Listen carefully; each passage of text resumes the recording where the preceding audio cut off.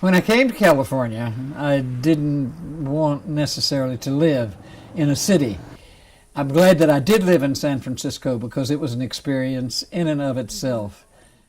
There was a time in the 1970s early when that idea was actually driving a lot of women, and most particularly a lot of lesbian women.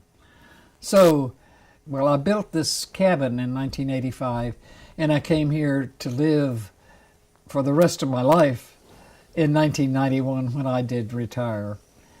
And wonderful to behold, by that time several other women had bought the parcels, and we had expanded from one and then to two and then to three parcels, and then finally to be able to say we had 7 parcels of land, each at about 20, 25 acres apiece, and we were living on women's land with no notion of our coming together as a community because of any political reasoning or for any reason other than we had all wanted to live together with other women and somehow to bring into existence a concept of women's land.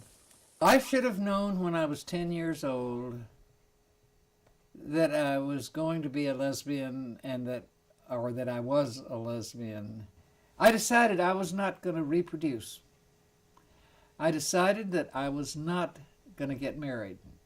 It was a conscious decision because I somehow thought that you had to be married in order for it to work. And there was a woman living down the hall who was also in a single room, and she and I connected.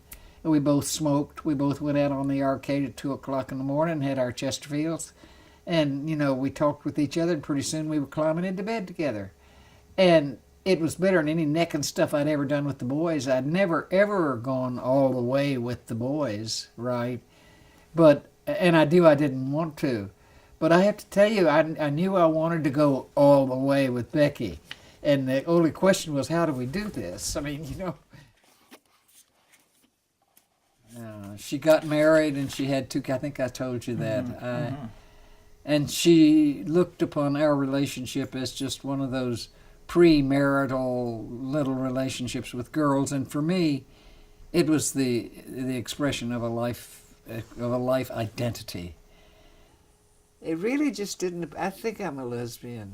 I really think I'm a lesbian.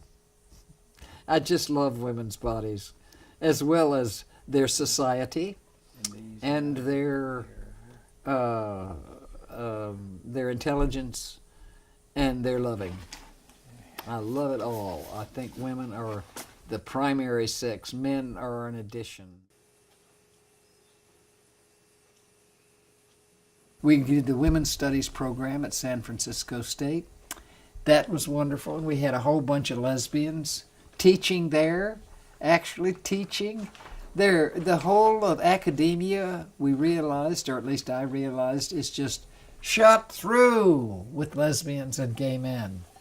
They are here. They're in academia. They're in college universities. And it's watch out, world. We are on the move.